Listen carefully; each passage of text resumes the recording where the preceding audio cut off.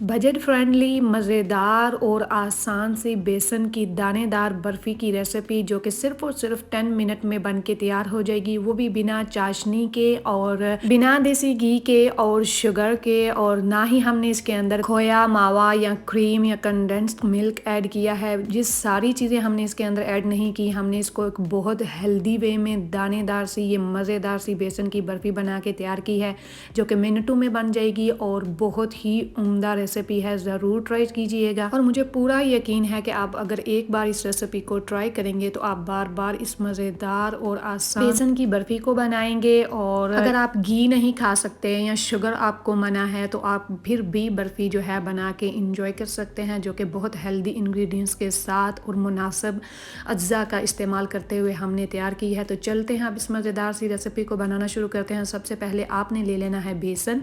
हम लेंगे 1 कप बेसन का, और बेसन जो है वो अच्छी क्वालिटी का लीजिएगा। उसको आपने पहले सिफ्ट कर लेना है। हमने सिफ्ट करके ही इस जार के अंदर एक एयर टाइट कंटेनर के अंदर इसको रखा हुआ है। और फिर उसके बाद हमें चाहिए होगा 1 अदद नॉन स्टिक पैन। उसके अंदर हम इस बेसन को ऐड कर देंगे और इंतहाई लो फ्लेम पे हमने इसको 4 से 5 मिनट तक ड्राई रोस्ट करना है। इससे एक तो अगर आप इसके अंदर ऑयल या घी वगैरह जो भी ऐड करेंगे तो ये बेसन जो है ये कम अब्जॉर्ब करेगा। और आज मैं इसको बिना देसी घी के बना रही हूँ। इसका अल्टरनेटिव आप क्या इस्तेमाल कर सकते हैं, हम एक ऑयल इसके अंदर ऐड करेंगे जो कि बहुत ही हेल्दी और बहुत ही सेहत के लिए मुफीद है, वो हम इसके अंदर ऐड करेंगे।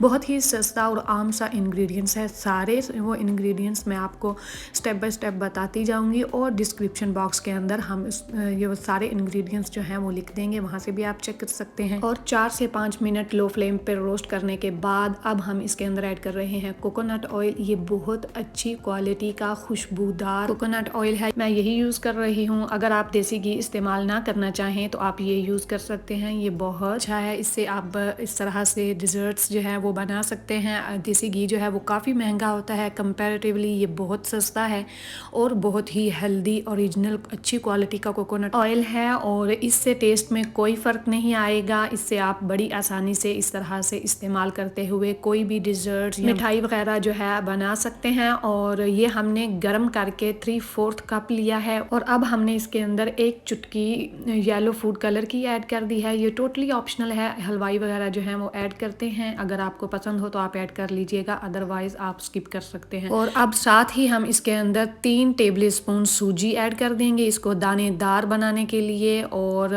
मज़ेदार सी आपकी बहुत ही अच्छे टेक्सचर के साथ ये बर्फ़ी बन के तैयार हो जाएगी। तो अभी से ही आप इसके अंदर 3 टेबल स्पून सूजी ऐड कर दीजिएगा और फिर इसको 3 से 4 मिनट तक लो फ्लेम पे आपने अच्छे से भूनना है, ताकि सूजी भी अच्छे से इस मिक्सचर के अंदर पक जाए। और अभी हमने इसके अंदर 1/4 टीस्पून ग्रीन कार्डेमम पाउडर का भी ऐड कर दिया है और इसको इसी तरह लो फ्लेम पे आपने अच्छे से रोस्ट करना है। अब इस वक्त बहुत अच्छी खुशबू आ रही है, इसका कलर आप देख सकते हैं स्लाइटली सा चेंज होने लगा है। और अब हम इसके अंदर ऐड कर देंगे 3 टेबल स्पून मिल्क पाउडर। अच्छी क्वालिटी का फुल फैट मिल्क पाउडर इस्तेमाल कीजिएगा, स्किम मिल्क इसके अंदर ना ऐड कीजिएगा। और ये 3 टेबल स्पून ऐड करने के बाद अभी फिर अच्छे से आपने मिक्स करना है। और मिल्क पाउडर ऐड करने के बाद सिर्फ और सिर्फ आपने 2 मिनट तक इसको लो फ्लेम पे पकाना है और उसके बाद फिर आपने फ्लेम इसकी ऑफ कर देनी है। और उसके बाद हम इसके अंदर ऐड करेंगे अपना लास्ट इंग्रेडिएंट्स, जो कि मैं शुगर की जगह इस्तेमाल कर रही हूँ, वो है गुड़। आधा कप आपने इसके अंदर गुड़ ऐड करना है कूट के और इसको आप ऐड कीजिएगा। और अब हमने इस पैन को साइड पे कर लिया है। ये मिक्सचर अभी काफ़ी गर्म है, फ्राइंग पैन भी गर्म है, तो इसके अंदर अभी से हम गुड़ को ऐड करेंगे और इसको हिलाते रहेंगे। इस तरह से ये खुद ब खुद ही अच्छे से मिक्स हो जाएगा। और अगर थोड़ा बहुत इसके अंदर गुड़ का क्रंच रह भी जाए तो कोई मसला नहीं, वो भी बहुत अच्छा लगता है।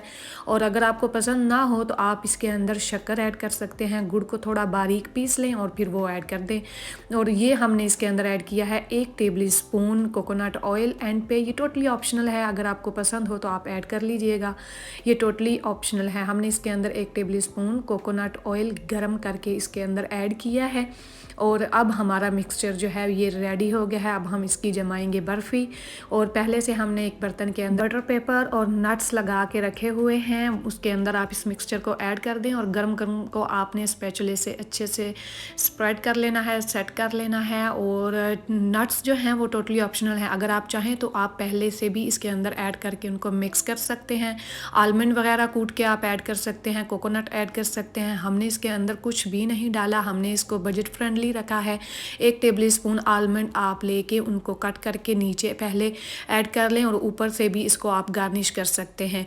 तो इस तरह से आपकी मज़ेदार सी दानेदार सी बजट फ्रेंडली हलवाई स्टाइल बेसन की बर्फ़ी जो है बन के रेडी हो जाएगी। और जो बचे हुए आलमंड और पिस्ताशियो हैं वो हम इसके ऊपर इस तरह से ऐड कर देंगे और स्पैचुले से हल्का सा आप इसको दबा दें ताकि ये अच्छे से सेट हो जाएं। और फिर हम इसको रेस्ट देंगे तकरीबन 15 मिनट तक और उसके बाद हम इसको कट करेंगे और फिर से आपने इसको रेस्ट देनी है थोड़ी देर के लिए, तकरीबन 1 से 1.5 घंटा। और जब ये ठंडी हो जाएगी, अच्छे से सेट हो जाएगी, तो आपको निकाल के चेक भी कराएंगे। और 15 मिनट बाद इस तरह से आपने इसके अंदर कट लगा देने हैं और फिर इसको रेस्ट देनी है।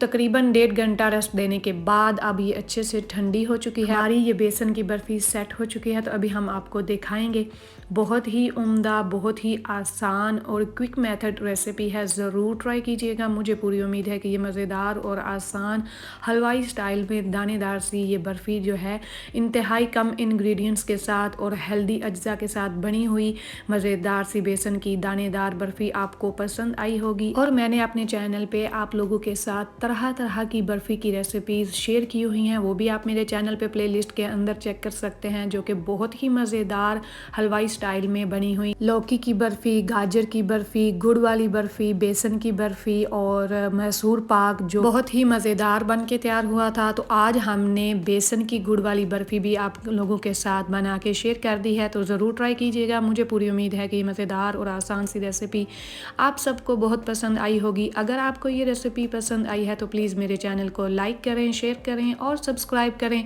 और साथ में दिए गए बेल आइकन को ऑन करके ऑल पे क्लिक कर दें ताकि मेरी हर नई आने वाली वीडियो का नोटिफिकेशन आपको सबसे पहले मिल सके।